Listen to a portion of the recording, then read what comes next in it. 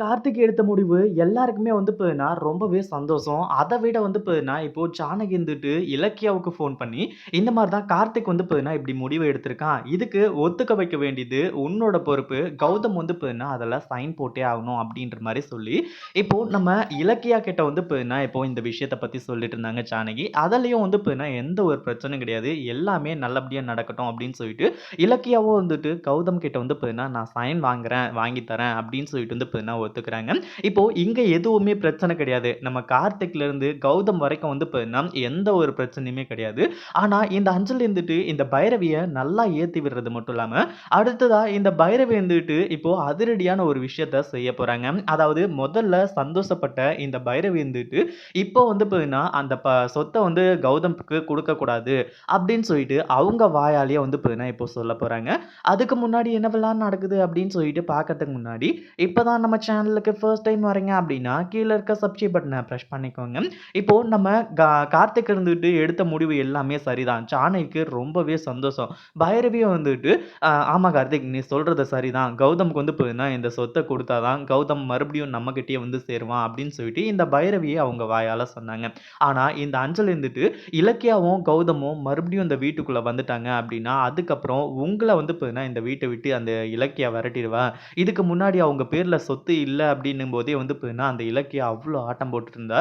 இப்போ உங்க பேருக்கு வந்து சொத்து மாறிடுச்சு அப்படின்னா, உங்கள இந்த வீட்ட விட்டு தொரத்திருவாங்க அப்படின்னு சொல்லிட்டு வந்து பார்த்தீங்கன்னா, இந்த பைரவிய பயப்பட வச்சு, கடைசியில பைரவி வந்துட்டு இப்போ வந்து பார்த்தீங்கன்னா, ஒரு முடிவ எடுக்குறாங்க.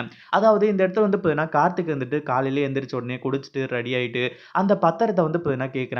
"அம்மா நான் வந்து அந்த பத்திரத்த குடுத்தேன்ல, அத குடுங்க" அப்படின்னு சொல்லிட்டு வந்து பார்த்தீங்கன்னா, அவங்க அம்மா கிட்ட கேட்கும்போது, நம்ம ஜானகி வந்து பார்த்தீங்கன்னா எடுத்துட்டு வரதுக்காக கிளம்புறாங்க. அந்த ஒரு டைம்ல தான் பைரவி வந்துட்டு, "அண்ணி ஒரு நிமிஷம் இருங்க" அப்படின்னு சொல்லிட்டு வந்து பார்த்தீங்கன்னா, அந்த ஒரு நிமிஷத்துல வந்து பார்த்தீங்கன்னா என்ன பண்ண போறாங்கன்னு சொல்லிட்டு வந்து தெரியல. கரெக்ட்டா வந்து பார்த்தீங்கன்னா ஜானகிய நிக்க வச்சுர்றாங்க. "என்னாச்சு? எதுக்காக பைரவி என்ன நிக்க சொல்ற? கார்த்திக் வந்து பார்த்தீங்கன்னா சந்தோஷமா இருக்கான். பத்திரமும் ரெடியா இருக்கு. கொண்டு போயி கௌதம் கிட்ட குடுத்து சைன் வாங்கிட்டா எல்லா வேலையுமே முடிஞ்சுச்சு. இப்ப எதுக்காக வந்து பார்த்தீங்கன்னா நிக்க சொல்ற?" அப்படின்ற மாரி வந்து கேட்கும்போது, இல்ல அண்ணி எனக்கு சரியா படல. அது மட்டும் இல்லாம இந்த சொத்து, அதாவது உங்களோட வயித்துல பொறந்தவங்க யாரு? கார்த்திக்கும், ஐஸ்வர்யா. அவங்க 2 பேருக்கு தான் இந்த சொத்து போய் சேரணும். கௌதம்க்கு எதுக்காக சொத்து? கௌதம் தான் வந்து பார்த்தீங்கன்னா, புதுசா கம்பெனி தொடங்கியிருக்கான்ல. கௌதம் வந்து கண்டிப்பா வந்து பார்த்தீங்கன்னா, மிகப்பெரிய ஆளா வருவான்னு சொல்லிட்டு எனக்கு நல்லாவே தெரியும். அதனால கௌதம்க்கு வந்து பார்த்தீங்கன்னா, இந்த சொத்த குடுக்க வேண்டிய அவசியம் கிடையாது. அப்படி இப்படின்ற மாரி வந்து பார்த்தீங்கன்னா, இந்த பைரவி சொல்றது மட்டும் இல்லாம, கௌதம்க்கு சொத்து குடுக்கவே கூடாது அப்படின்ற மாரி தான் சொல்லிக்கிட்டு இருக்காங்க. இத கேட்டதும் வந்து பார்த்தீங்கன்னா, இந்த நம்ம கார்த்திக்கும், அதுக்கப்புறம் நம்ம ஜானகி 2 பேருக்குமே வந்து பார்த்தீங்கன்னா, பயங்கரமா நந்துச்சு.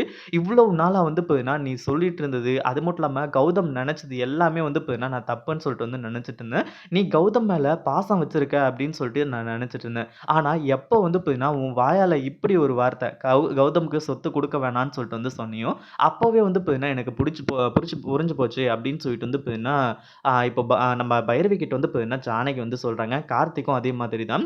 இங்க அவங்களுக்கு கௌதம்க்கு வேணாம் அப்படின்ற சொத்து வந்து பார்த்தீங்கன்னா, எங்களுக்கும் தேவையில்ல அப்படின்னு சொல்லிட்டு தான் முடிவு பண்ண போறாங்க. இத பத்தி நீங்க என்ன நினைக்கிறீங்க? இந்த பைரவி என்ன பிளான் பண்ணுவாங்க அப்படின்றத கமெண்ட் பண்ணுங்க. இந்த வீடியோ புடிச்சிருந்தா லைக் பண்ணுங்க, ஷேர் பண்ணுங்க. இப்பதான் நம்ம சேனலுக்கு ஃபர்ஸ்ட் டைம் வரீங்க அப்படின்னா சப்ஸ்கிரைப் பண்ணிக்கோங்க.